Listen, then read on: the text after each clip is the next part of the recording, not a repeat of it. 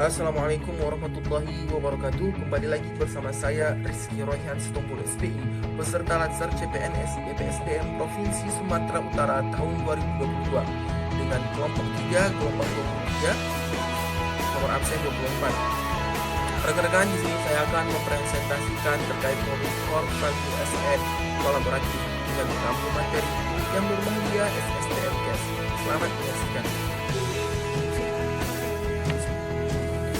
Rekan-rekan, sebelum kita membahas lebih lanjut terkait Core Value SN kolaboratif, lebih baik kita mengetahui pengertian dari kolaboratif itu sendiri. Jika merujuk kepada Dear and Sing tahun 1998 dalam Celik et al. 2019, beliau mengungkapkan bahwasanya kolaborasi adalah value generated from an alliance between two or more firms aiming to become more competitive by developing shared routines. Yang artinya adalah nilai yang dihasilkan dari aliansi antara dua atau lebih perusahaan yang bertujuan untuk lebih kompetitif dengan mengembangkan rutinitas bersama. Kolaborasi juga sering dikatakan meliputi segala aspek pengambilan keputusan, implementasi, sampai evaluasi. Rekan-rekan, apa saja sih yang mempengaruhi keberhasilan dalam kolaborasi antara lembaga pemerintah? Yang pertama, kepercayaan. Yang kedua, pembagian kekuasaan. Yang ketiga, gaya kepemimpinan. Yang keempat, strategi manajemen. Yang kelima, formalisasi pada pencapaian kolaborasi yang efektif antara entitas publik. Ansel dan Gas membangun 6 kriteria penting untuk kolaborasi, yaitu yang pertama, forum yang diprakarsai oleh lembaga publik atau lembaga. Yang kedua, peserta dalam forum termasuk aktor langsung. Yang ketiga, peserta terlibat langsung dalam pengambilan keputusan dan bukan hanya dikonsultasikan oleh agensi publik. Yang keempat, forum secara resmi diatur dan bertemu secara kolektif. Yang kelima, forum ini bertujuan untuk membuat keputusan dengan konsensus. Rekan-rekan, 3 tahapan dalam melakukan asesmen terhadap tata kelola kolaborasi. Yang pertama, mengidentifikasi permasalahan dan peluang. Jadi kita harus mengidentifikasi terlebih dahulu apa saja permasalahan yang ada dan apa sih peluang yang akan kita capai. Yang kedua, merencanakan aksi kolaborasi. Yang ketiga, meminimalkan memotong perkataan pembicaraan saat pertemuan. Kode etik kolaborasi yang pertama memberi kesempatan kepada berbagai pihak untuk artinya setiap orang setiap hak bersama berkolaborasi dengan suatu artinya tidak menulis atau tidak menyebabkan bantuan tersebut. Yang kedua, terbuka dalam bekerja sama menghasilkan bersama nilai tambah. Yang ketiga, menggerakkan pemanfaatan berbagai sumber daya. Artinya sumber daya yang ada dalam institusi tersebut harus digunakan untuk mencapai tujuan bersama.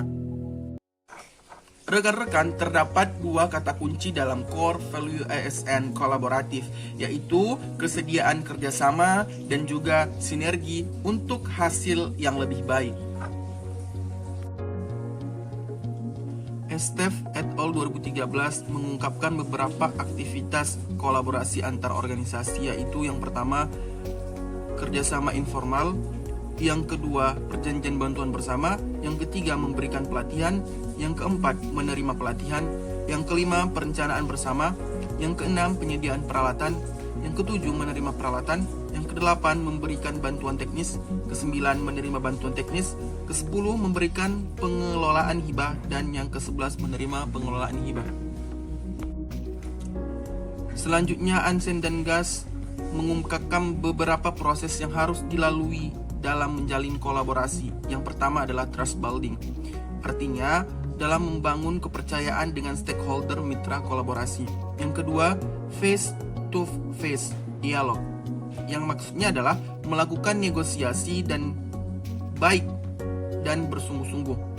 Yang ketiga, komitmen terhadap proses. Artinya, pengakuan saling ketergantungan, sharing ownership dalam proses, serta keterbukaan terkait keuntungan bersama. Yang keempat, pemahaman bersama, artinya berkaitan dengan kejelasan misi, definisi bersama terkait permasalahan, serta mengidentifikasi nilai bersama. Dan yang kelima adalah menetapkan outcome bersama. Kematian ikan secara mendadak di kolam pembudidayaan ikan adalah salah satu kasus yang sering terjadi dan sering dihadapi oleh para pembudidaya ikan. Penyuluh perikanan memiliki peranan penting terhadap keberhasilan pembudidayaan ikan. Oleh karena itu, tugas penyuluh perikanan sangat erat kaitannya terhadap keberhasilan pembudidayaan ikan. Dalam hal ini, penyuluh perikanan harus bersikap kolaboratif terhadap sesama rekan kerja. Karena jika mengandalkan satu orang, maka ilmu yang dapat diimplementasikan kepada pembudidaya ikan dirasa kurang. Oleh karena itu, perlulah beberapa orang penyuluh bergabung dan berkolaborasi untuk melakukan penyuluhan terhadap kelompok pembudidaya ikan sehingga didapatkanlah solusi dari masalah yang mereka hadapi karena kematian ikan yang secara mendadak. Berikut adalah contoh implementasi dari core values and kolaborasi dengan kata kunci bersedia kerjasama.